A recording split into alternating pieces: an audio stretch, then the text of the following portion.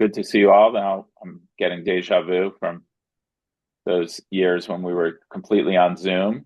But this one should be just a 1 week change to our usual. So welcome to the spring semester of the workshop in the history of material text. I hope you're all safe and warm inside after the snowpocalypse.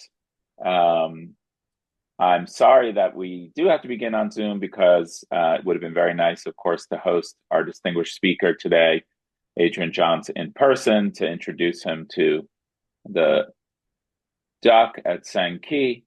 But we will return to our usual hybrid format next week in person on the sixth floor of Van Pelt Library and also here on Zoom. Next week, our distinguished Brisdell Schoenberg Fellow, Priya Nambrath, will present work drawn from her dissertation. So please join us for that. And of course, I want to thank Priya, as always, for all the work she does to keep this seminar running smoothly, including particularly over the last few days as we shifted on the fly to all Zoom. I'm Zach Lesser in the English department. I run the seminar along with, as always, Jerry Singerman, Humanities Editor Emeritus at the Penn Press, and John Pollack, Curator of Research Services in Kislak.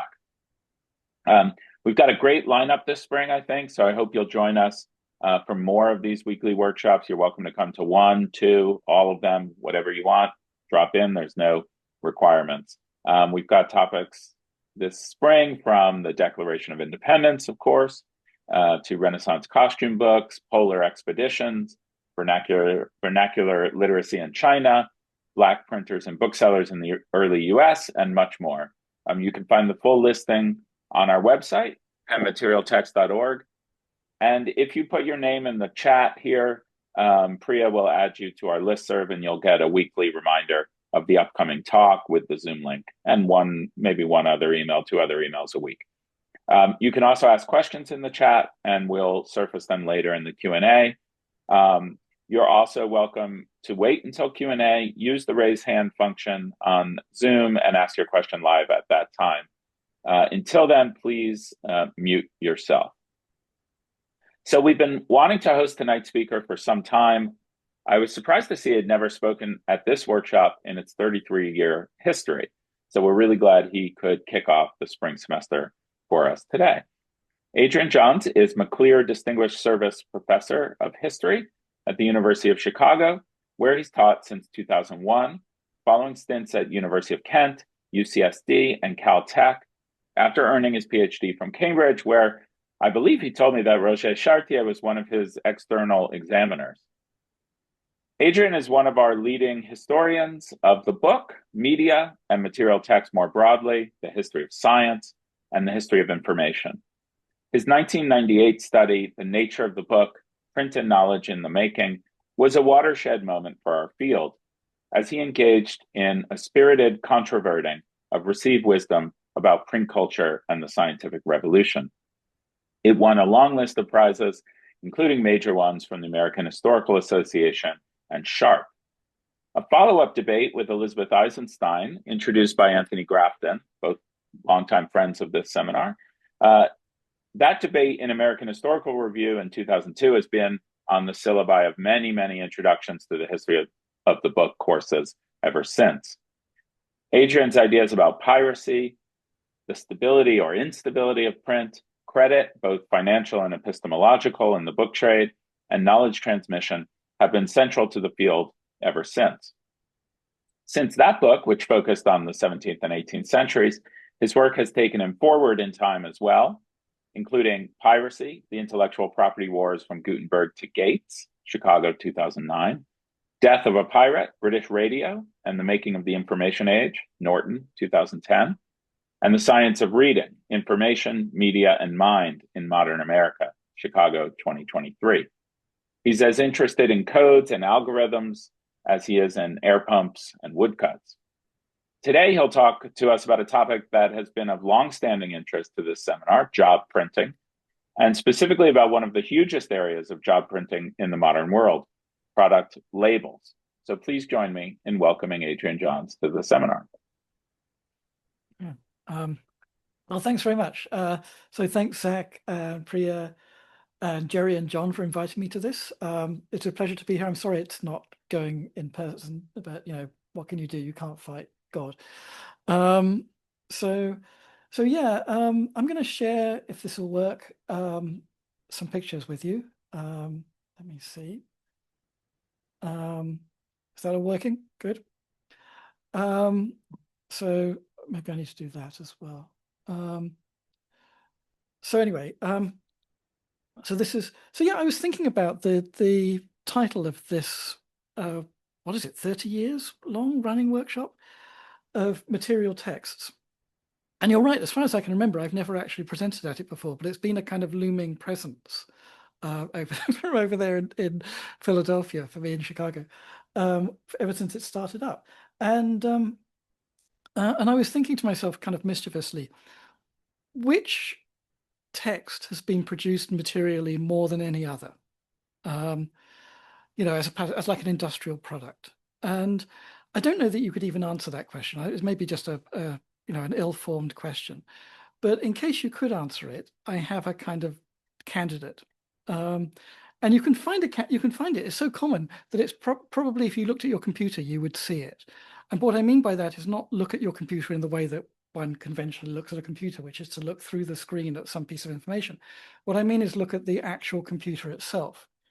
Or in my case, look at the power supply. And this is I scanned the bottom of the power supply unit for my laptop, and this is the power supply that is at this very moment like churning electrons through through my machine. And if you look at the bottom of sometimes the computer and sometimes the power supply, you will see this whole panoply of sigils, right? Designs of one kind or another, different languages, numbers, various emblems and so forth. The one that I want to draw your attention to most is kind of, as I see it on my screen, to the bottom, sorry, in the middle on the slightly to the right, which is the UL in diagonals inside a ring. That emblem, the UL stands for Underwriters Laboratories, which is a company. That emblem, I suspect, in its various forms, may be the most reproduced material text in modern times. I mean, I would guess. So to give you a sense of it, in about 2020, which is the most recent year that I have numbers for, they churned out about 22 billion of that emblem in various slightly different forms. So billion with a B. So in other words, there's about 8 billion people on the planet. So at this point, they're probably producing about 3 per person on the planet every year. To give you another indication of something that might be regarded as a comparison, every year, the US Treasury prints about 10 billion of all currency bills put together. So in other words, they're producing roughly 2.5 times the number of all US currency bills every year. And they've produced these for a long time. The first of them was issued, I think, in 1905, so more than 100 years ago. And back then, they were producing them in 1s and 2s for very particular items, articles that they would be affixed to. But they ramped up very quickly, and by the mid-1920s, they were churning out 20 million a year. And back then, they were labels. And the technical term that UL uses for these is labels.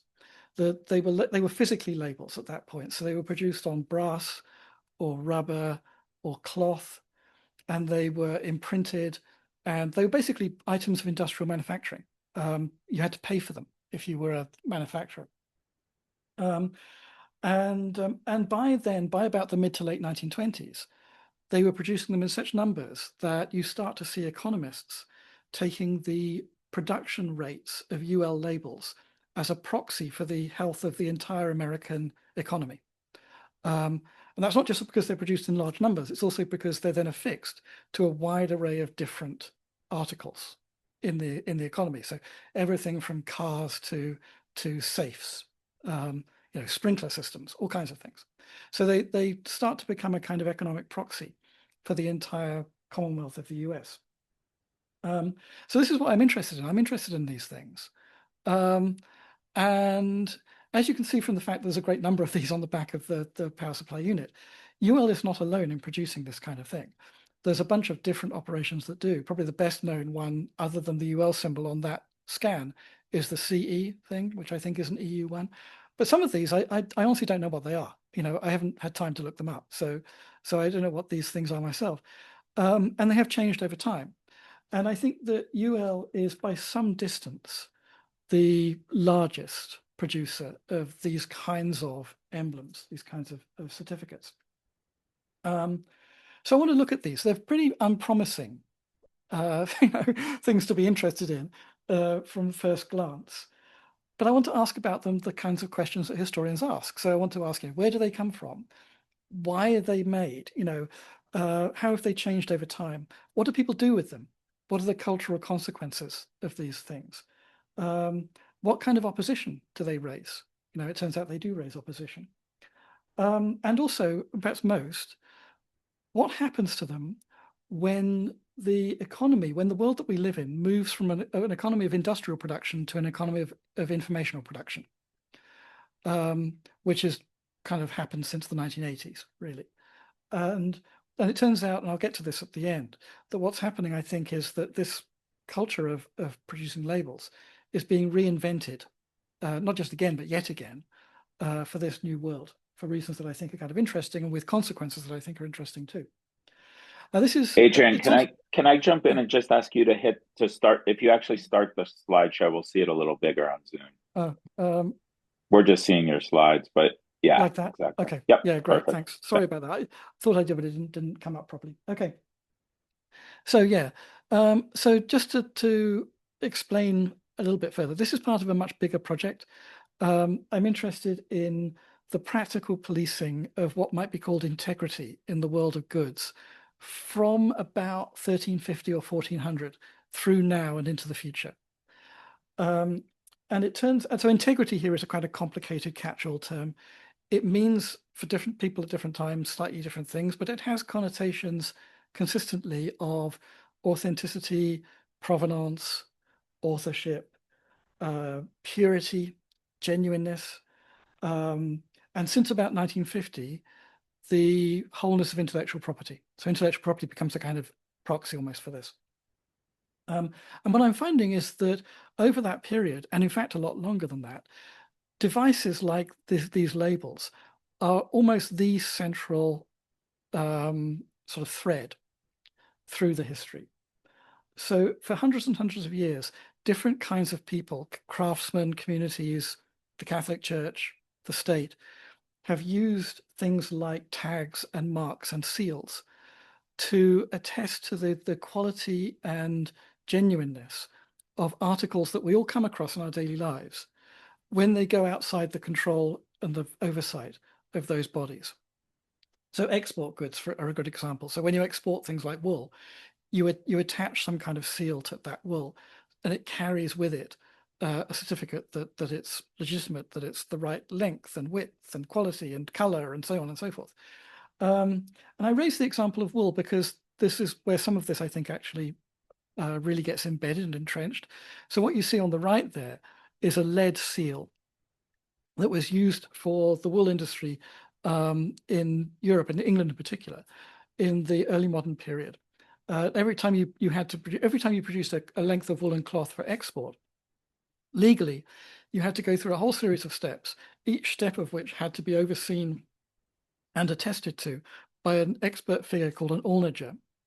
And the onager would then affix one of these lead seals to the cloth. So by the time you exported your cloth in, say, 1600, it might have to have a dozen of these seals on it. And the seals are interesting because they're not just binary at this point. They're not just, oh, this cloth passed the test. It's this cloth didn't quite pass the test. It's a foot shorter than it should be, or something like that. So there are qualitative judgments in there. And they attest also to the value of the particular inspector who put the seal on. So these things are fairly sort of flexible devices. And the other thing I'll say about them is that, I know it sounds ridiculous to be going back to 1350 or 1400. One could go back much, much further than that, because some of the very earliest writings that we have from ancient Babylon in 3000 BC or something are inscriptions like this. They're attestations to the worth, the quality, the constitution of things like bread.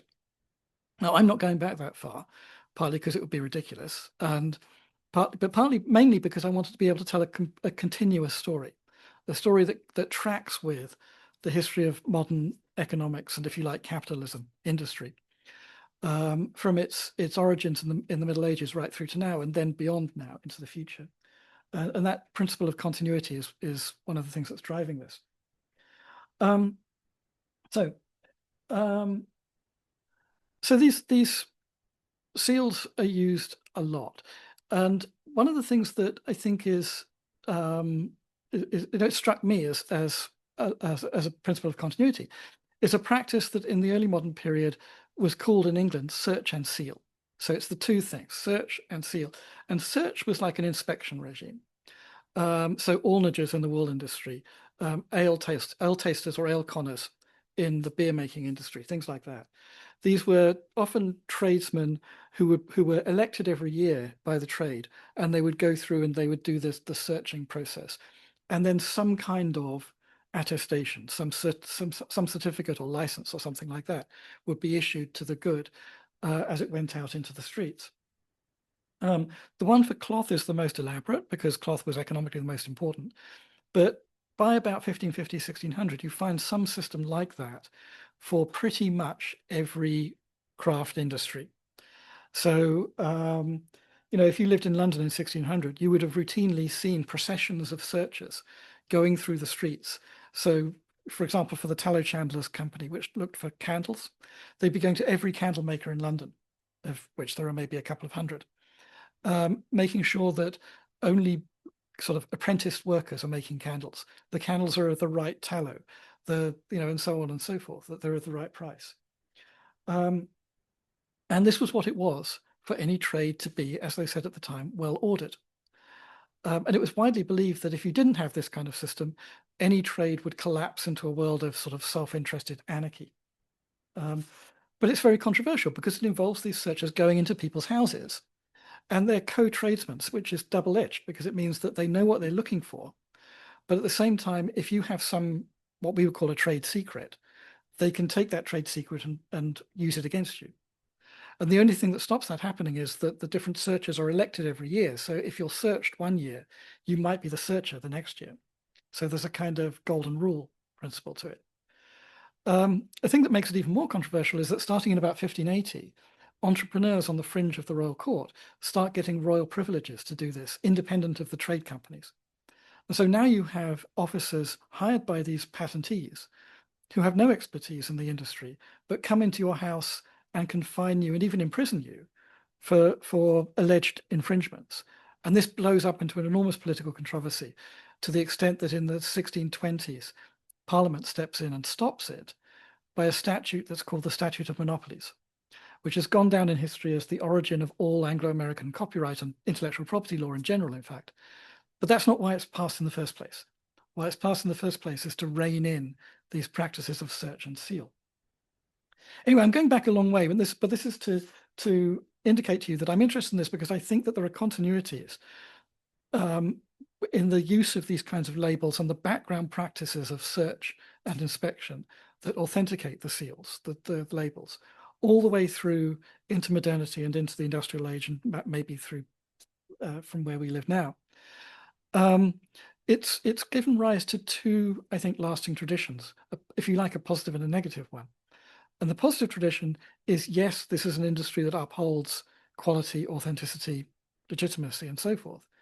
The negative tradition is a tradition of resistance, on the grounds largely that my house is my castle, as Edward Coke put it. So these searchers will go into households. They have more extensive rights than the police do in the early modern period, typically. So there's a balance that's always had to be struck between those two things. And the balance relates to fundamental concerns of political order, in particular, who will watch the watchers, ancient saying. And so let me now move on to the specific thing I want to talk about to get onto the world of information and industry. And the start of this, as with any story about modern American industrial dreams, is the Columbian Exposition in Chicago in 1893, which is shown here. And the thing about the Columbian Exposition, this glorious kind of display of the wonder of modern industry, is that, of course, all these buildings are completely fake. They're made of plaster and wood and cement. And as well as this being of the golden age of American industry, this is also the golden age of American fires. So, you know, Chicago had burned to the ground 20 years before that. A number of other cities burned to the ground. So there was a problem that faced the operators of the fair as they were trying to set it up, which was literally, could they get fire insurance for it? And it turned out they might not, in which case the whole thing might not have worked. So what they did was they got together with the fire insurance underwriters body called the NBFU, National Bureau of Fire Underwriters, and they hired a young electrical engineer from Boston called William Merrill, recent graduate of MIT, where there was a new program in electrical engineering, and had Merrill come out and look at all the electrical installations of this plant, which were controversial because they were done by Westinghouse on AC systems and had never really been tested before. And the fear was that they would create a conflagration. So Merrill comes out and looks at them, gives a kind of grudging approval, and they're able to get their fire insurance and they go ahead. But in fact, what does of course happen is that all these buildings pretty much burn down. They do burn down in the end. And one of the lasting outcomes of it is that the National Board of Fire Underwriters agreed to fund Merrill to set up a standing lab in Chicago to test all kinds of electrical and fire-related equipment for installation in things like factories and houses. And the idea was that if they scientifically tested this equipment and it then was used in a factory, that factory could get favorable terms for fire insurance rates. That's a winning combination. So this lab, which is called Underwriters Laboratories because it's funded by the underwriters, goes from strength to strength. It starts issuing labels in actually before 1905, but they start doing something called label service in 1905. And by the 19-teens, it's built itself a lavish and scientifically fireproof, allegedly the only scientifically fireproof building in America, building on Ohio Street in Chicago. This is just north of where the Tribune Tower is now. And it's this enormous lab full of electrical equipment, you know, taking like half the power of the city's generators to use it. That's an exaggeration, but you know, they noticed, for example, if the elevators in the neighboring tower blocks were used because their ammeters would go crazy. And they start doing this kind of systematic scientific testing of hazard-related things, first electrical stuff, but then all kinds of other stuff, and issuing labels under this label service. And there are lots of these different kinds of labels, and they ramp up very fast, as I said. To give you an example, this is the example that they publicize very widely, safes. So safes, we think of safes as being burglary prevention devices, right? And they were that then, but they're more fire protection devices. The idea is that if you work in a company, at the end of the day, you can put your paperwork in the safe, close the safe up, and then if your building gets destroyed by fire, which it might well have been at this period, the safe should protect all of the paperwork, so you can just take them somewhere else and start again. So to make sure that safes were actually good, you know, up to that job, what UL would do would be to put magazines and things inside your safe, as you see on the left here, heat the safe up to white heat, like 1500 degrees, raise it up by a crane 3 or 4 stories, and then drop it free fall onto a pile of bricks, simulating a collapsed tower block. And then you actually heat it up again and then cool it with hose pipes. And then you open the safe and see how much of the paperwork has survived. And if it's all good, then you give the safe an A, and if it's not so good, you give it a B, and so forth. So, and then you can affix the label to that model of safe, and buyers of the safe will know what it is, and insurance companies will know how much to insure, this kind of thing. And they start putting labels on like all kinds of stuff. So safes, aircraft, cars, burglar systems, and so on and so forth. And so it's a huge kind of success. And the labels themselves are a manufactured industrial good. They have to invent machines to produce these labels in sufficient quantities.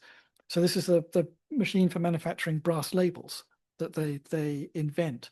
That, as it says, by 1925, we're producing nearly 1 million a year, probably more than 1 million by the time you got to December. For rubber labels that go on fire hoses, you have to emboss them with a particular serial number for each label. And this is part of the problem for an industrial production. These labels have to be identical so that everybody knows what they look like, so you can identify true UL labels. But they also have to be individuated. And with the case of fire hoses, each one bears a unique serial number.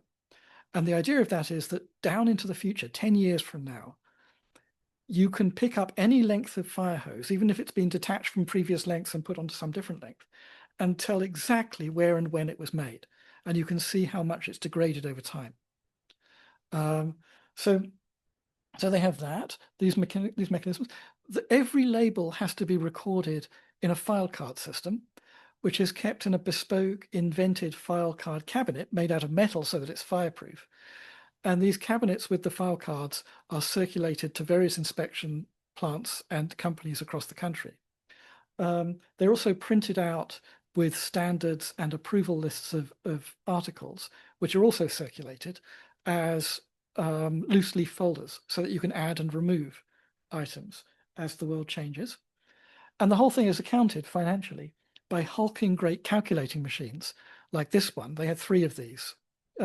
This is it's not a typewriter, it's a calculating machine. And it will do your calculations and print out things like statistics on the numbers of labels that you're producing.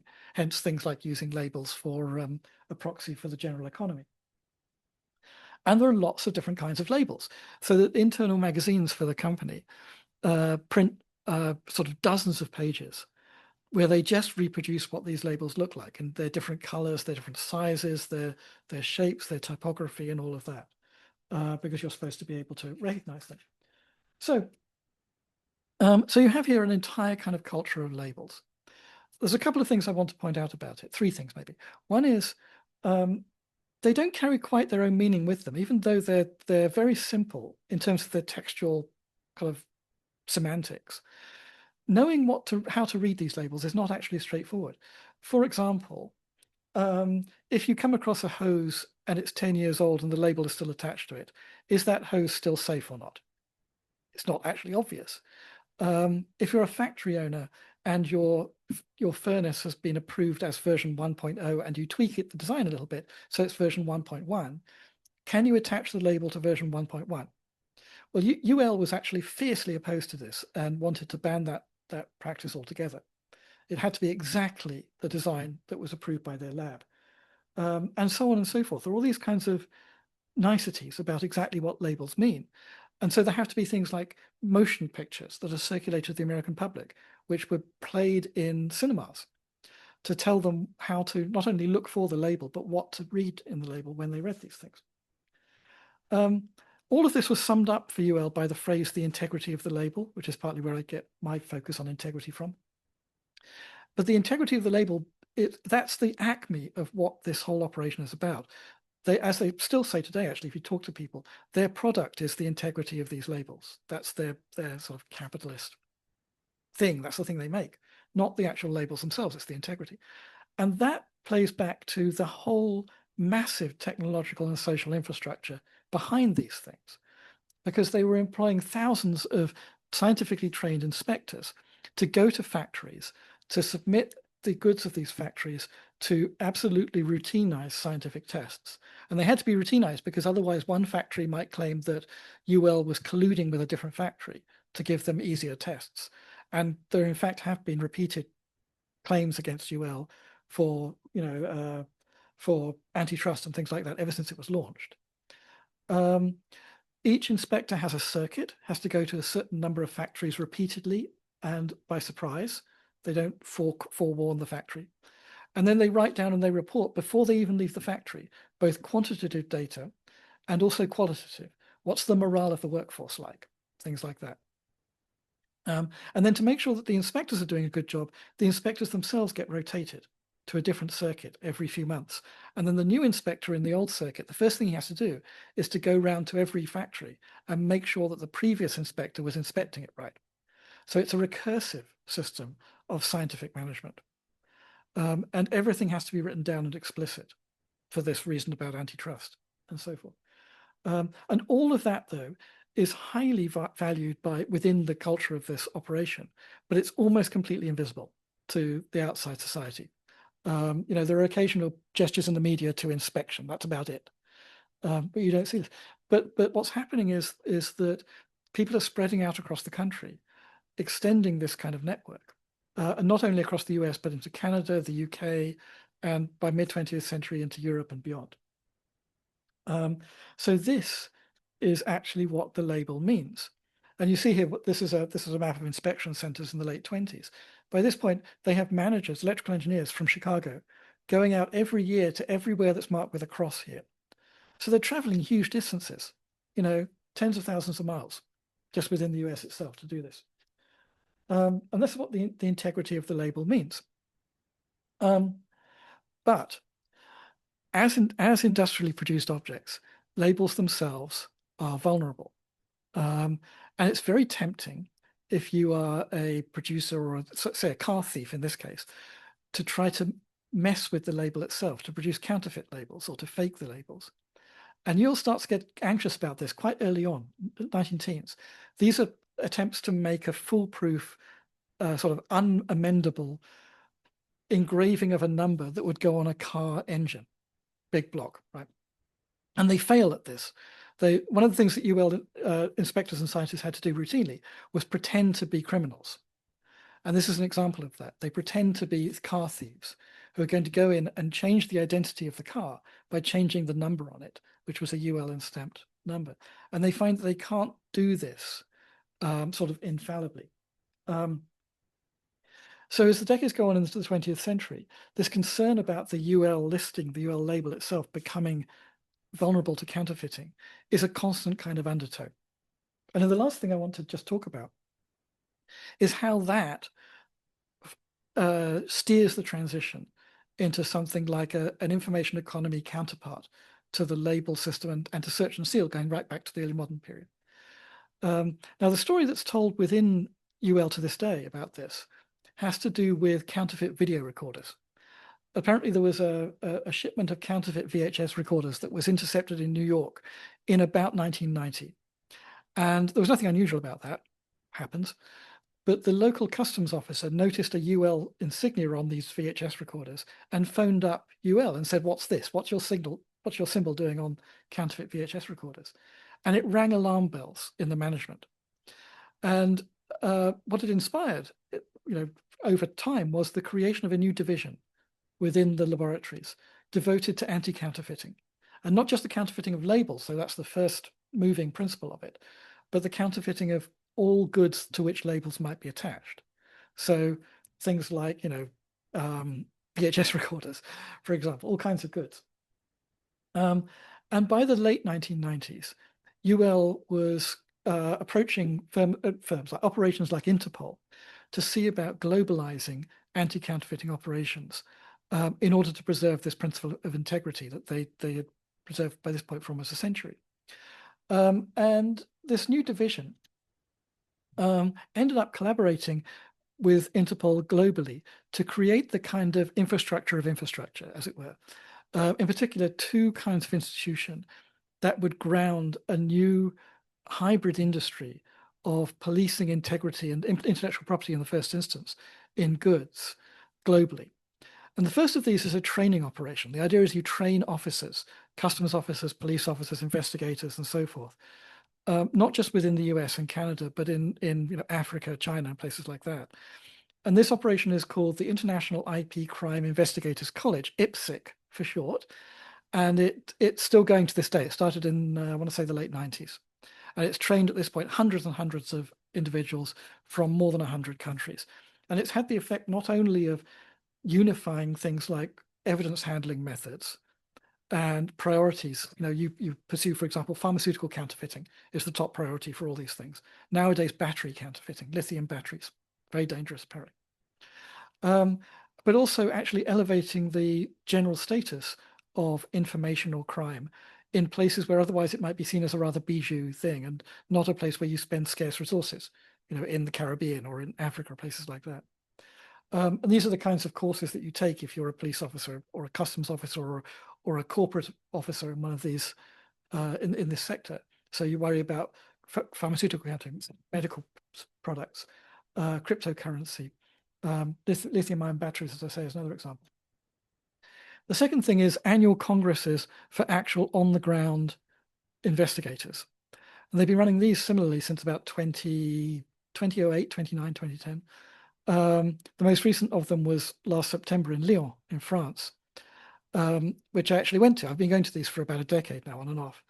And they're interesting because they're not about passing laws. They're not about government policies or anything like that. They're about what you do if you're actually, a customs officer faced with suspicious looking goods with suspicious looking UL labels on them. How do you tell that a label is genuine, that it's not being counterfeited, this kind of thing? These images are from a role-playing exercise that we did in Lyon. And I don't know whether you can tell, but I'm actually one of the people in the photograph of the people around the desk. They made me the spokesperson, which was actually kind of terrifying for that, because I have no idea how you run armed raids on factories in Johannesburg, which is what this was about. Anyway, so what's happening here, I think, is the consolidation of a kind of infrastructural industry that operates behind the scenes in much the way that search and seal operated behind the scenes in the early modern period, and the label service, as it was called, operated behind the scenes in the 20th century. And one of the big things that it's achieved is to say that this is all one enterprise. And in particular, one enterprise across pharmaceutical counterfeiting, so the counterfeiting of medicines, and things like software piracy, media piracy, because it's not obvious that those two are the same. And in fact, they have real differences. But for this emergent industry, it's a moral imperative that they are the same. And the linking factor is public health, is public safety, which comes straight out of UL's background. So what I want to say, and this is the last thing I'll say, is that it's worth thinking about what happens to that other tradition. So what I've outlined for the last 15, 20 minutes is, if you like, the positive tradition, the tradition of behind the scenes upholding of integrity in the world of goods, which I don't think is just, what can I say, self-interested. I mean, it is partly self-interested, but it's also the case that pharmaceutical counterfeiting is a real problem that actually does kill people. That's genuinely true. So I've outlined the positive side. But what about that other tradition, the tradition of resistance? That's maybe ongoing too. As I've mentioned, UL has faced repeated claims about antitrust, and it's actually splintered several times in the 20th century because of that. We now, in an information culture and an information economy, face ferocious battles about things like the authenticity of images and movies, for example, online, sound deepfakes, issues like this. And one of the things that was very big at the Lyon conference was how to deal with things like deepfakes online. And the interesting takeaway for me is that there are potentially two ways of dealing with deepfakes. One is forensic, and the other is sort of badging, as it were. The forensic thing is where you use AIs or something like that to detect deepfakes after they're made. And it turns out that's almost impossible. And it's likely to get more impossible as they get more and more sophisticated. So the only hope is actually a kind of certification mechanism. And various producing companies like Adobe and so forth are actually signed up for this. And what this will do is it puts sigils or seals into every digital image circulating online, identifying its provenance and its degree of genuineness, its degree of synthetic character, right? The problem with that is that it's A, utopian, and B, it's another step that's going to create the next stage of that negative tradition.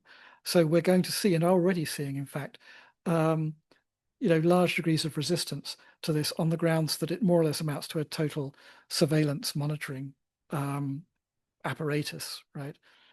So I think that as we go forward and we think about our own predicament facing all these digital questions, it helps to think of them as not just unprecedented digital products of the digital technology, but as thoroughly precedented, actually, as products of the political economy that we've inherited, that we're bringing forward into this world. So I'll stop with that. Sorry, I don't know how long I went on for, maybe too long, but I'm interested to hear what you think. This is all a bit speculative at the moment. Thank you so much. That was fascinating. And I'm going to open the screen for questions.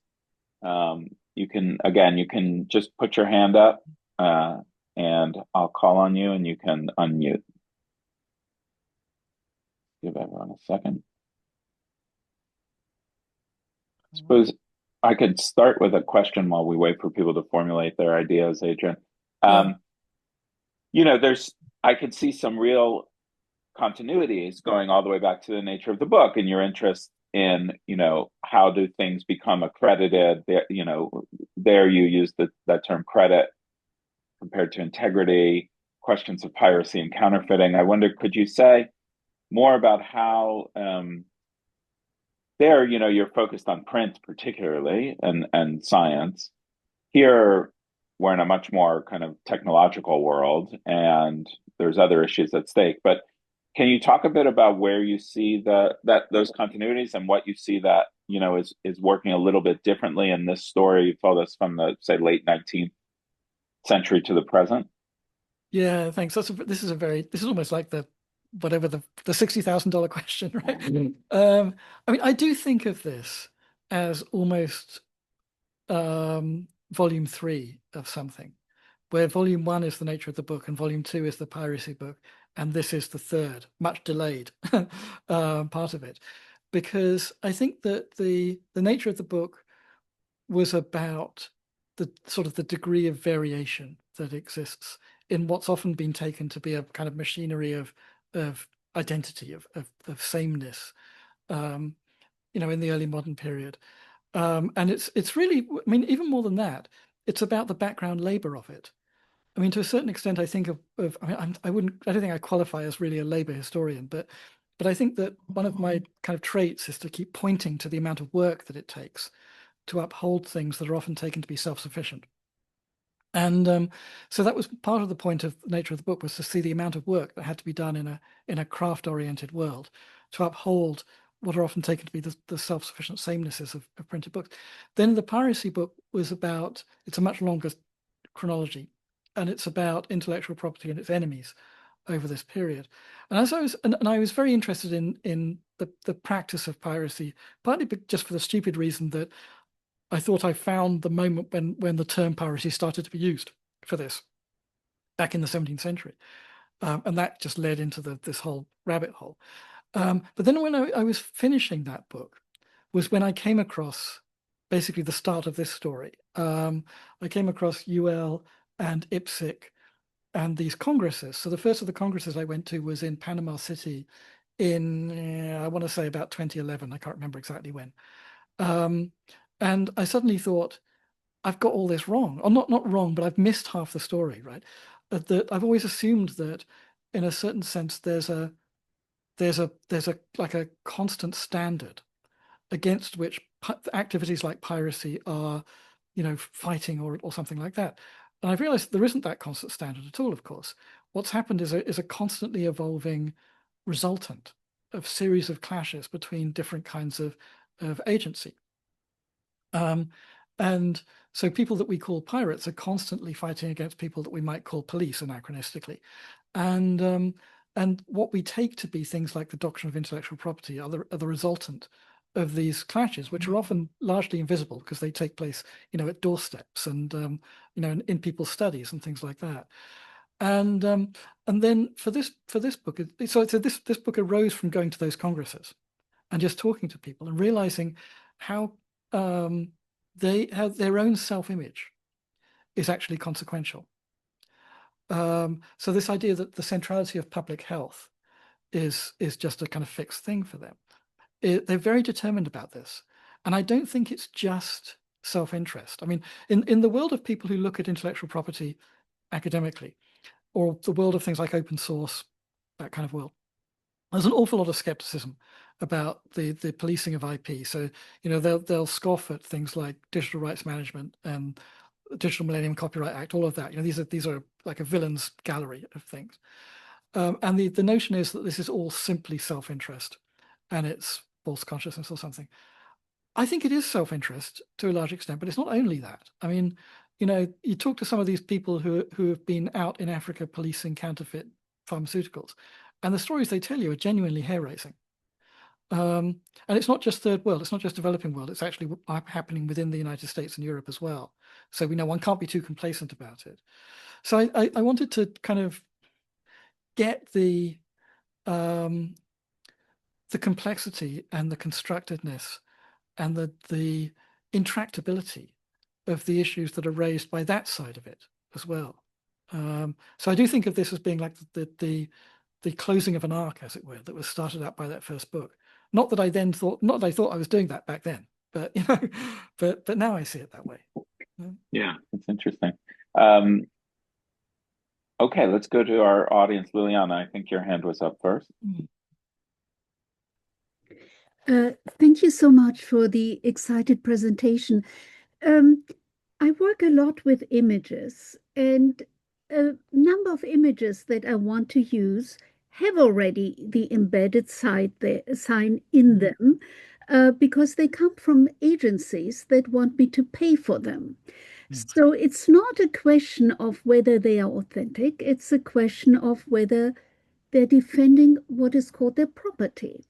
So I wonder how you balance your ideas about authenticity with the question of property, because a lot of what you describe is very much a capitalistic system that is trying to defend whatever it is producing and wants to gain a profit, whether it Yeah, is. sure. Yeah.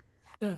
But yeah, no, you're right. And it's not necessarily even what they're producing, right? Sometimes these picture agencies claim property in images because they happen to have like a photograph or something like that.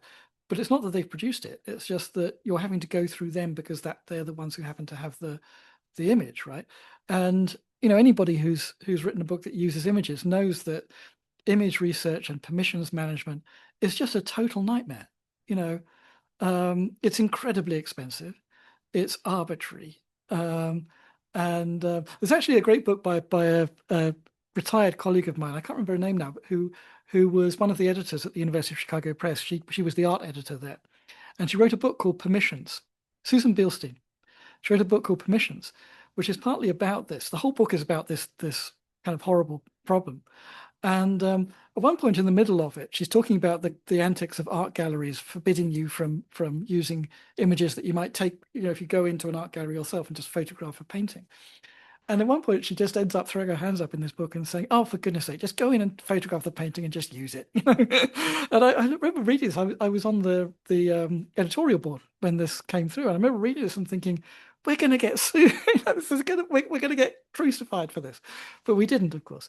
But no, I mean the thing that you're pointing to is almost it's one of the prime cases where skepticism about all of this talk about authenticity is most appropriate, because this is really the image ownership domain is as you say, they want to be a rentier economy, and they want to rake in tons and tons of money from sometimes not even exclusive things. You could sometimes, if you're crafty, you can find some other source that has the picture. Um, and I think, and you're right, they do this by kind of watermarking. Um, I think that these are related things. So a lot of the people that I talk to when I go to these congresses are in the world that they call brand protection, which extends into this kind of domain. So what's happening with these libraries is they're putting their brands on images, um, and that's the part of it where it's really about property. It's really about just raking in rents rather than authenticity as such. And the problem with the kind of part of it that I'm dealing with, which is watermarking for authenticity, for provenance, and things like that. One of the problems with that is that it crosses over into this domain of collecting rents, and it's hard to see how one has the one without the other. Not least the people who make the watermarking systems are going to have to make their profit from somewhere, and so they make their profit sometimes by selling these technologies to the companies that want to be rentiers. Um, and I, it's not that I have an answer to that. I think that my contribution is often to point out that it's not as simple as people think, right? You can't just denounce the whole thing as a rentier piece of gamesmanship. It is certainly that sometimes, but it's, it has tentacles. It reaches into these other aspects of the epistemic world that we inhabit. Um, and it's also, the other thing I'll say about it is that it doesn't map straightforwardly onto any kind of political partisanship, which is an interesting part of it. This, I think, this is an absolutely fundamental element of how we live now and will live in the future. It's going to be more fundamental, but it doesn't. If you map people onto their positions, it doesn't correspond to things like, whether you're whether I don't want to talk in American past terms, whether you're liberal, Tory, or Labour. It doesn't map onto that. there are factions within each of the standard traditional political groupings that will take, aligned or different positions on this, depending on almost their moral standpoints and their own personal experiences. So it's as I say, I don't have an answer. I'm with you on, disliking the rentier quality of these picture libraries, but I think the question is, as with all of this stuff actually, is what compromises is one prepared to make in order to try to underwrite a future of epistemic responsibility? And that extends much further than ownership of images. It extends into the legitimacy, the authenticity, what we can know about the world. For goodness sake, we have like the White House admittedly doctoring images of the actions of its own masked operators out on the streets. So the juxtaposition between that and the rentier behavior of picture libraries is what I think needs to be, thought through in a much more capacious Catholic way than it has been. So sorry, there's no answer, but it's to point out the seriousness of the issue. Okay, Bernard Cooperman, go ahead. Unmute yourself.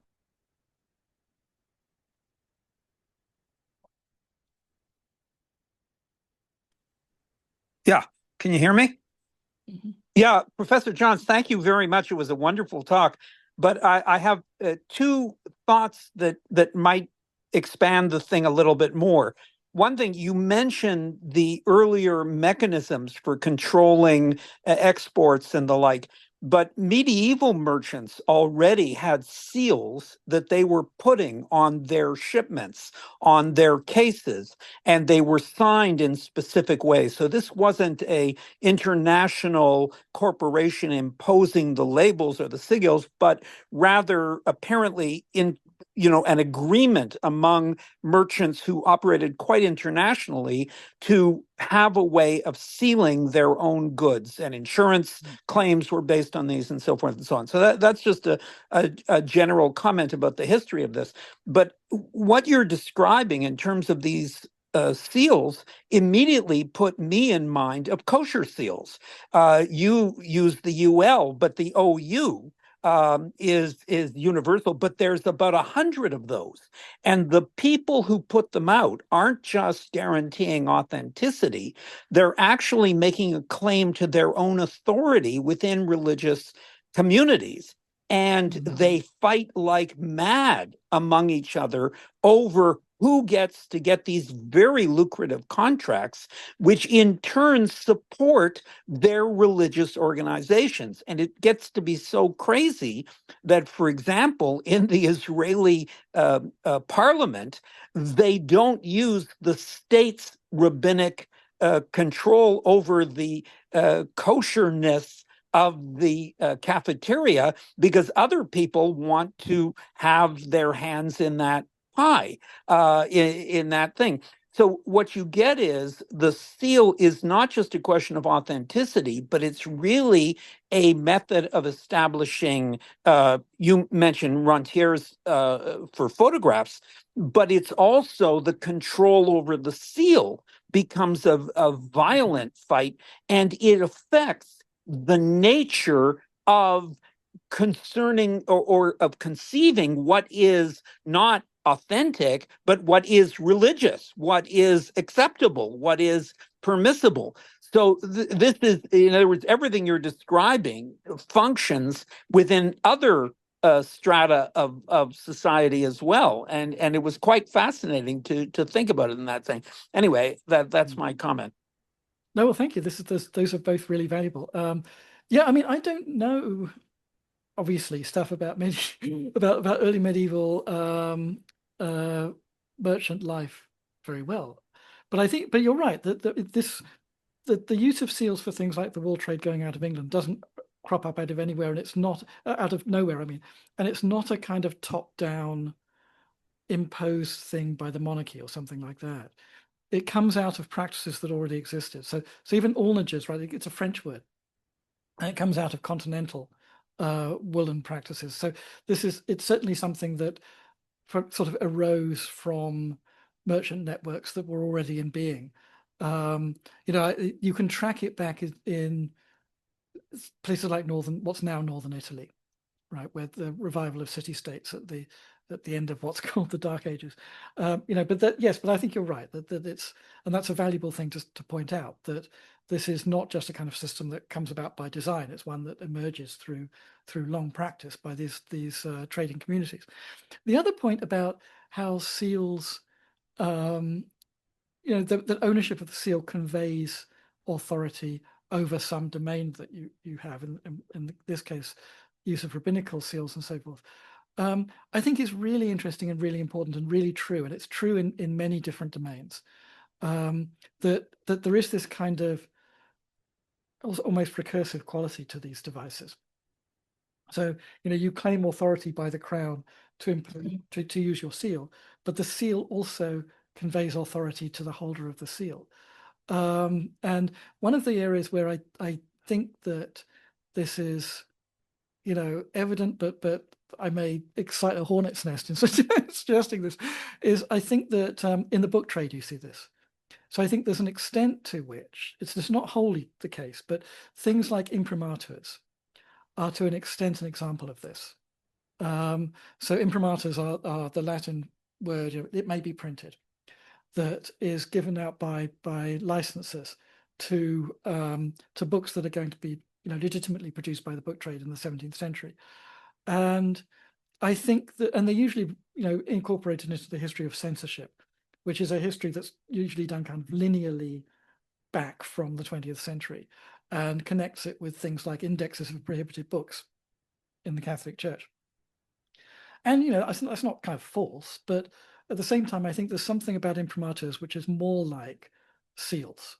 So in particular, there's a positive part to them.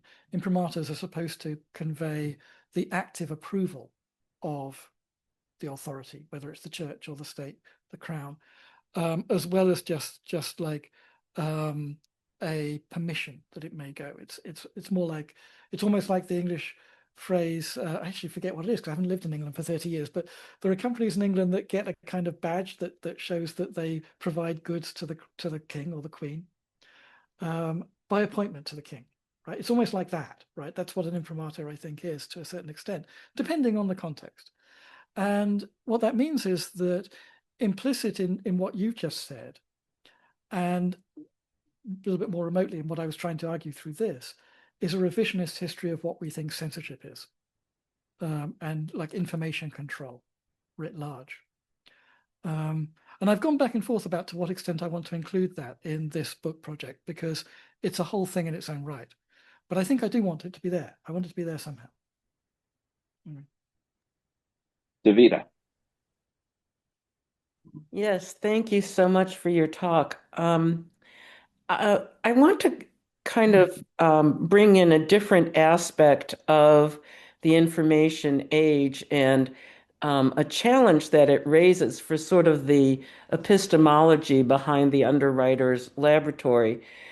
And that is that when information becomes widely available to non-specialists, to lay audiences, to consumers, and so on, one of the byproducts was the rise of challenges to expertise per se. And in the public health and so on, when people could go online and look up medicines and ask your doctor about our medicine and so on, and so people could challenge. And I'm thinking about two implications for the kind of story that you're telling. One is that the move, I don't know the date of it, but instead of upholding integrity and both the product manufacturers and the insurance companies really focusing on how do we uphold integrity, there becomes a move to blame the consumer, or to kind of avoid culpability at any cost. And some of that is clearly due to complete stupidity or recklessness on the part of the consumers, like using a chainsaw to, you know, on furniture inside their house or something like that.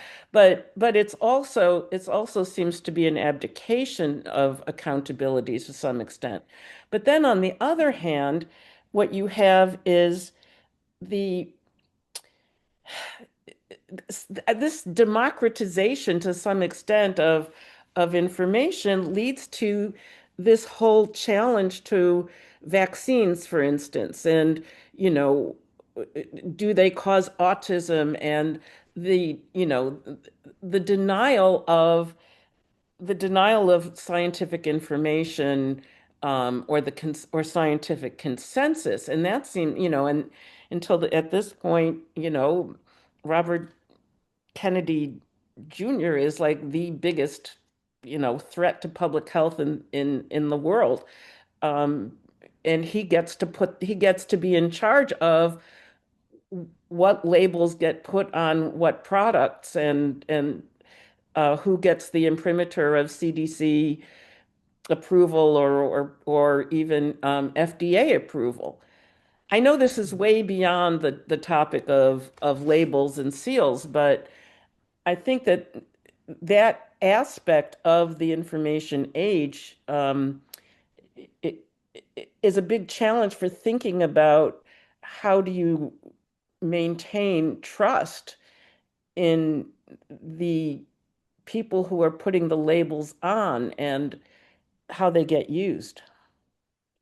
Yeah, I actually don't think this is kind of off beam at all. I think this is actually quite strongly related to these kinds of issues that I've been talking about.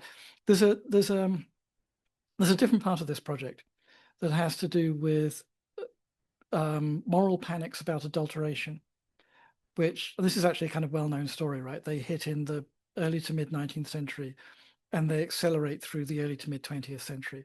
And then the standard story is that they culminate with things like the formation of the FDA. And one of the things that I want to say about those adulteration stories is like you say, they have the aspect of rebalancing the attribution of blame between producers and what we might call consumers, but often housewives, actually. I mean, there's a gender component to it, obviously. So in the late 19th, early 20th century, when there are cases to do with milk, issues like milk and sort of kind of food coloring, things like that. One of the things that the sort of proto-FDA people, the scientists, the poison squad and so forth, want to push is that it's the duty of the housewife to be a kind of domestic chemist.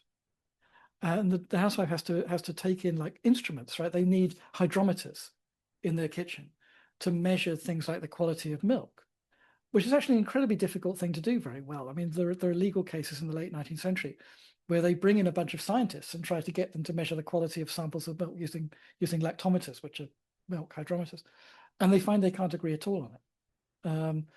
But this idea that it puts the responsibility off onto the householder is really kind of acute. I think that really is what happens.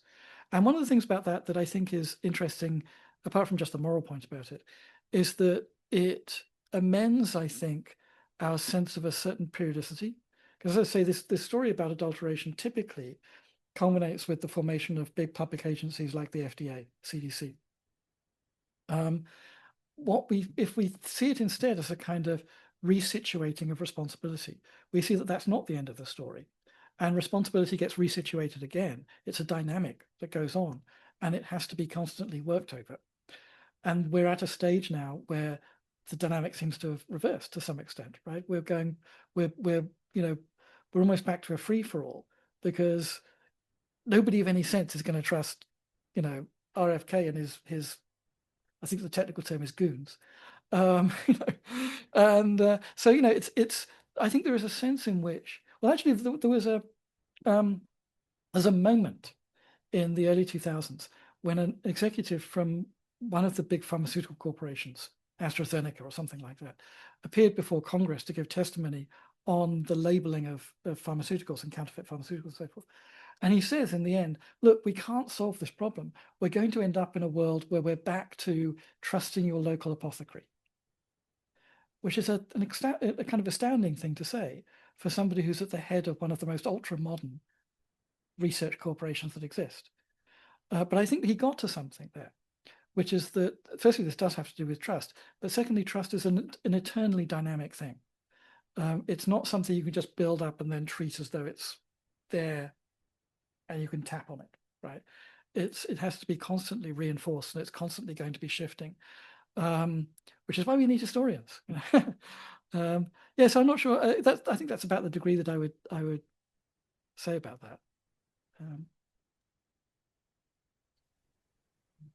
Can I had another question I'm formulating, which your point about deepfakes kind of prompted, which is there's a kind of mise en abîme for any of these seals that are meant to prevent counterfeiting, because of course then the seal itself is the first thing that you want to counterfeit, so as to, so goes back to UL's point about the integrity of the seal.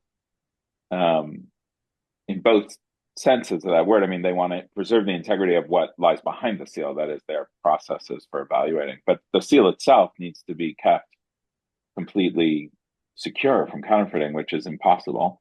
So there's this kind of endless cycle. And what that makes me think about, that I'd be curious, I don't think it didn't really come up, but a sort of modern alternative to this is the kind of crowd, the wisdom of crowds idea, which we see in Amazon reviews, or, there was when I lived in New York, like the Zagat's guide to restaurants was, had this incredible trust, and it was a very valuable form of trust for them, as UL had. And it just went away immediately when things like Yelp and, Google restaurant reviews, it turned out people trusted, 1,000 unknown random people more than the official accreditation of an expert, right? So I'm curious whether there's any, it's kind of a bit in keeping with what you're saying about the free-for-all, right? Except that these companies like Amazon and Google are attempting to kind of funnel that free-for-all into something that serves a similar purpose. And they even have their own sigils, right? Like if you go on Airbnb, there's a little badge that a place might have if so many people have given it a certain rating. Airbnb has nothing, it's done algorithmically. They have no actual, they're not doing anything behind that badge, but they do seal the property with that, right? Just based on random people's reviews. So I don't know, is there some history to that component that we're seeing, or is that a purely kind of digital age thing? As far as the judgment of crowds goes, the only history to it that I know of is basically the standard thing that goes through, experts on statistics. You go back through, is it Galton's cow? It's that's the story. I mean, so I've never really looked at it. I mean, when it comes to things like, evidence that's mediated through digital networks, rather than being in-person experiences, like going to a restaurant and giving the restaurant a review or something like that. But even then, the review, of course, is mediated through digital networks. We're at a point, or at least approaching a point, where it becomes very difficult, sans some kind of, known about bolstering technology, to trust any kind of attribution of quality or soundness about anything. And part of that is that, images, movies, sounds, texts are constantly being churned out at much greater rates than humans can churn them out by AIs for various purposes. It's partly that there's a kind of Orwellian backdating that's going on about this. You may have heard that there are moves afoot to try to create the equivalent of a seed bank for information, to try to preserve the quality of public information, like the internet, as it was before AI started churning things into it. Because as it stands, and this is true already now, it wouldn't have been true back in 2010 or so. If you want to search for any piece of information on the internet, whatever you get out of it is going to be mediated through interpretation, AIs, anything like that. So even, and increasingly it's going to be the case that our own experiences offline are informed by what we think we've learned online. And so they're not going to be, as it were, innocent and just Lockean, sense impressions. And again, this is one of these things like the thing that I was mentioning earlier about pictures and picture libraries, where we're going to have to confront the thought that in order to preserve a state of democratic public comfort, we are going to have to make compromises that impinge on that comfort, impinge on the public and democratic character of how we live, I think, because we are going to get, if we're not already, kind of irremediably conditioned by media content of unknowable degrees of authenticity or synthetic quality. If we don't have things like secure provenance and secure authentication mechanisms. But the only way of having those secure systems is to accept that they come with severe downsides. So, for example, if you are, filming ICE operatives in Minneapolis, it's very hard to anonymize your video if your video recorders have built into them universal provenance recorders, right? Now that's a very, very deep political as well as technological issue, and I don't know what the answer to it is, and I don't think anybody else knows the answer to it either.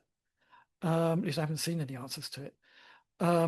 But it's there, and it relates to this issue about like the faith in crowds versus the faith in things like expert opinion or some like badging system, right?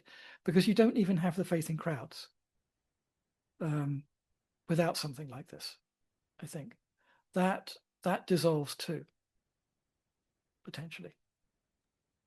There's a question in the chat, and maybe we'll make this our last question and let you go.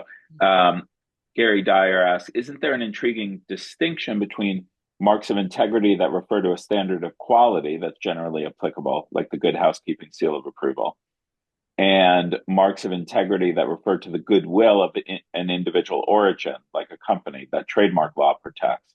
Restaurants need to conform to standards of health. McDonald's golden arches are meant to connote a standard of quality that both is left vague and is implied to be unique to the places that display those golden arches. Yeah, that's a really perceptive question. I've tended to gloss over that distinction, partly because when I go and talk to the community that I talk to at these meetings, they tend to gloss over it. So things like brand protection, which is the term that applies to the whole thing, like protecting the golden arches symbol, merges with the protection of things like public health for these people. They are quite adamant that there isn't really much of a distinction there. But of course, that insistence, the fact that they insist on it, is an act, right? It's a speech act.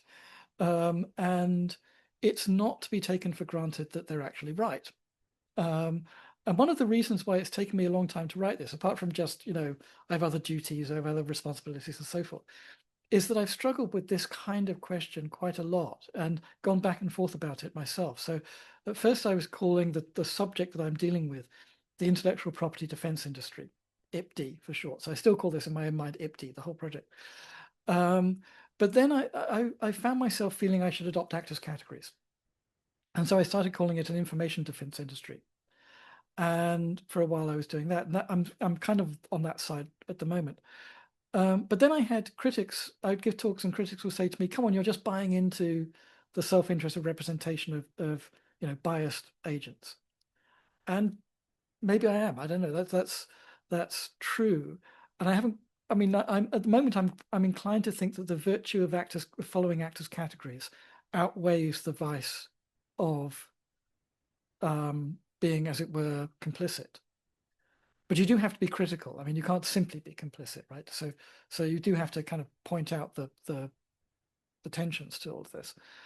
But no, I think that to a certain extent, to raise that distinction that you raised is to point out really a central tension to this whole enterprise. And one of the reasons why it may in the end not collapse, but not succeed, because it's very easy to take for audiences outside of the actual practitioners to take many of the measures that they would say, the practitioners, are necessary to uphold authenticity in public discourse and public trust as merely self-interested on the part of McDonald's. And it's very hard to argue against that, actually. I tend to point to the fact that there's actually a body count for things like pharmaceutical counterfeiting, and to say that nobody's yet come up with a way of actually kind of splitting the two apart, so that you can have the good of protecting pharmaceuticals and so forth, but not protecting the twin arches. And other than that, I don't know. I think it's a really deep, genuinely intractable problem of political philosophy as much as anything else. Which is kind of thing I've said this to about. I feel like I said this to about 4 or 5 of the questions, but I think you're all pointing at these issues that are genuinely, almost civilizational in character. Well, thank you. I think we should conclude and let you go. I appreciate your willingness to be flexible and switch to Zoom at sort of the last minute, not the last minute, but close to the last minute. And thanks for kicking off the semester in a great way. All right. Well, thanks very much, everybody. Thanks for showing up. This is great. Thank you.